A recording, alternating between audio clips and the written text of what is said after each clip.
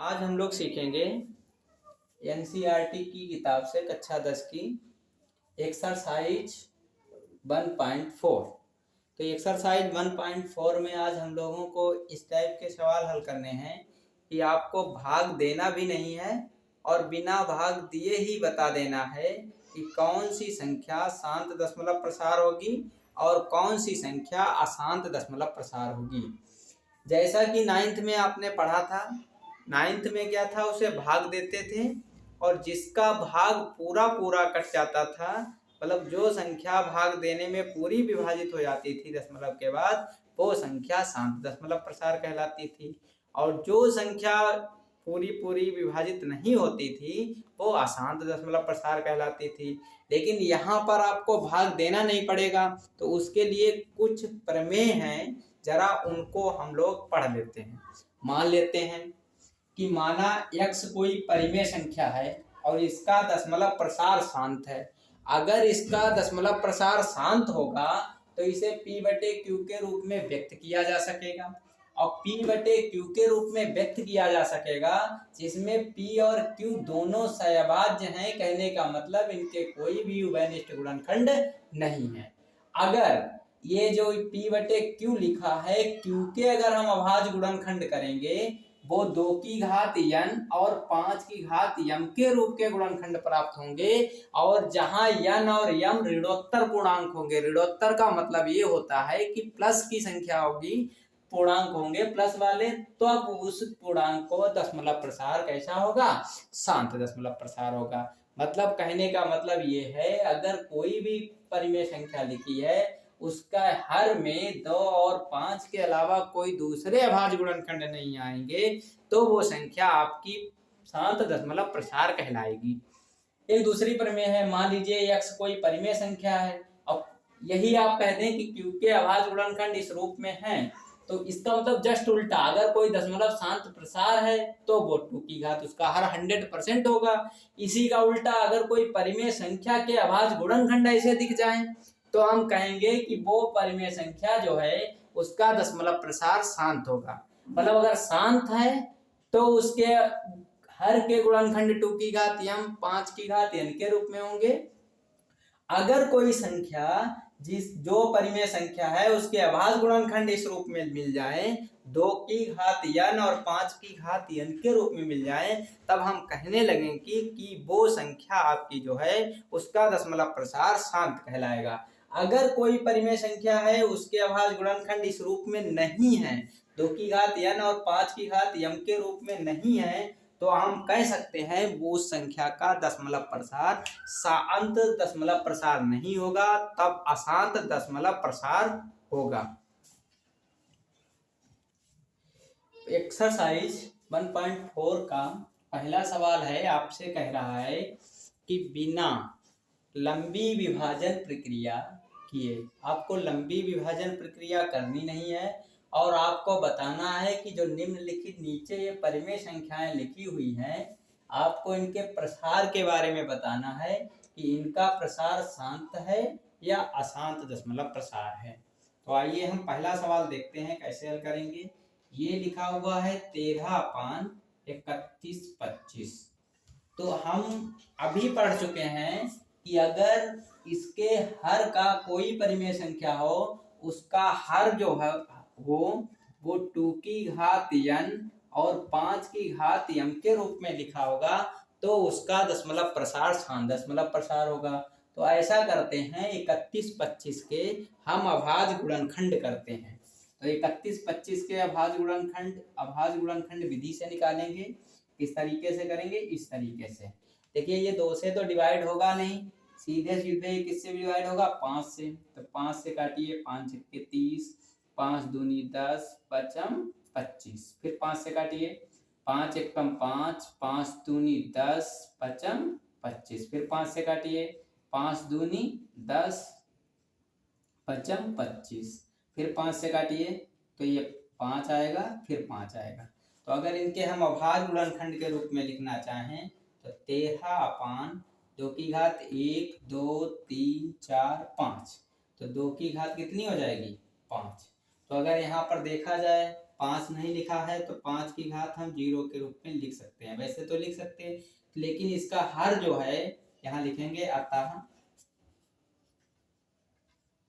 1325 के हर के अभाज्य गुणनखंड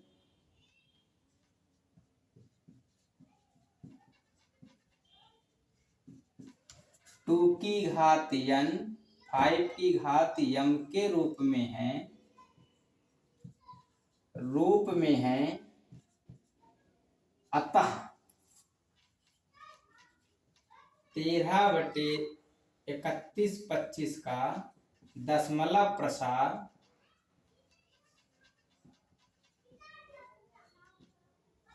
शांत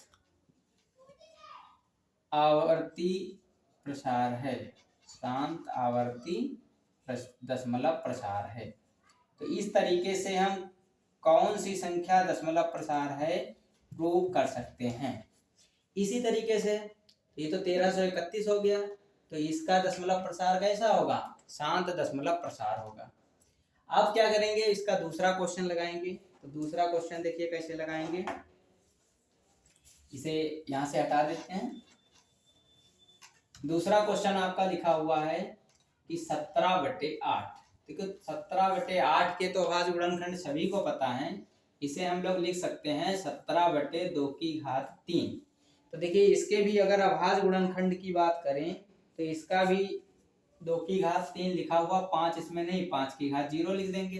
तो यहाँ पर हम लिखेंगे 17/8 के हर के अभाज्य गुणनखंड 2 की घात n 5 की घात m के रूप में लिखे हैं, अतः इसका दशमलव प्रसार जो होगा वो शांत दशमलव प्रसार होगा। तो इस तरीके से आपका दूसरा भी खंड हो गया। अब इसी तरीके से हम देखेंगे तीसरा खंड। तो इसका तीसरा खंड कैसे लगाएंगे, तीसरा खंड आपसे कह रहा है कि 64/455। तो 455 के आपको क्या करने हैं, अभाज्य गुणनखंड करने पड़ेंगे। तो 455 के अभाज्य गुणनखंड करिए। तो 455 लिखिए। 455 देखिए पहले तो 5 से कटेगा, 5 9 45 और 5 एकम 5, अब 7 से कट जाएगा, 7 एकम 7, 7 तियां 21, फिर अब 13 से कट जाएगा। तो इसके अभाज्य गुणनखंड आए हैं 64/5 × 7 × 30। तो देखेंगे इसके जो हर के अभाज्य गुणनखंड हैं, किसके, 64/455 के हर के अभाज्य गुणनखंड 2 की घात 5 n और 5 की घात m के रूप में नहीं है। कैसे हैं, नहीं है। क्यों नहीं है, क्योंकि इसमें अभाज्य गुणनखंड 5 और 7 और 3 आ गया, मतलब जो 2 और 5 के अलावा कोई भी अभाज्य गुणनखंड अगर आ जाता है उसमें, तो उसका दशमलव प्रसार शांत दशमलव प्रसार नहीं रह जाता है, अशांत दशमलव प्रसार हो जाता है। तो इसका हम दशमलव प्रसार 64/455 का कितना होगा, 455 का शांत की जगह पे क्या हो जाएगा, अशांत आवर्ती दशमलव प्रसार है। आपसे केवल यही पूछा जा रहा है किसका प्रसार शांत है और किसका प्रसार अशांत है। प्रसार शांत अशांत केवल एक ही इसकी में अभी नोट कराई थी आपको कि अगर उसका हर 2 की घात n और 5 की घात m के इनके अलावा कोई दूसरा गुणनखंड नहीं है तो उसका शांत दशमलव प्रसार कहलाएगा। अगर 2 5 के अलावा कोई भी तीसरा अभाज्य गुणनखंड कोई भी आ जाए उसका दशमलव प्रसार अशांत दशमलव प्रसार ही कहलाएगा। तीसरा वाला खंड आपका हो गया। चौथा खंड देखते हैं। चौथे खंड में क्या होगा, चौथे खंड में लिखा हुआ है 15/1600। तो 15/1600 लिखा हुआ है, तो 15/1600 का क्या करेंगे, 1600 के अभाज्य गुणनखंड निकालेंगे। तो 1600 के अभाज्य गुणनखंड देखिए 2 से कटेगा, 800 आएगा, फिर 2 से काटेंगे, 400 आएगा, फिर 2 से काटेंगे, तो 200 आएगा, फिर 2 से काटेंगे, तो 100 आएगा, फिर 2 से काटेंगे, तो 50 आएगा, फिर 2 से काटेंगे, तो 25 आएगा, और फिर अब 2 से कटेगा नहीं तो 5 से कटेगा, तो 5 आएंगे। तो इसके अगर अभाज्य गुणनखंड लिखें 1 2 3 4 5 6, तो 15/2 की घात कितने हो जाएंगे, 2 की घात हो जाएंगे 6, और 5 की घात कितने हो जाएंगे, 2 हो जाएंगे। अगर इसके अभाज्य हर के अभाज्य गुणनखंड की बात करें तो 2 की घात 6 और 5 की घात m के रूप में है, रूप में है। अगर इनका दशमलव प्रसार की कोई बात पूछे तो 15, 5, 1600 जो है उसका दशमलव प्रसार शांत आवर्ती दशमलव प्रसार होगा। कैसा दशमलव प्रसार होगा?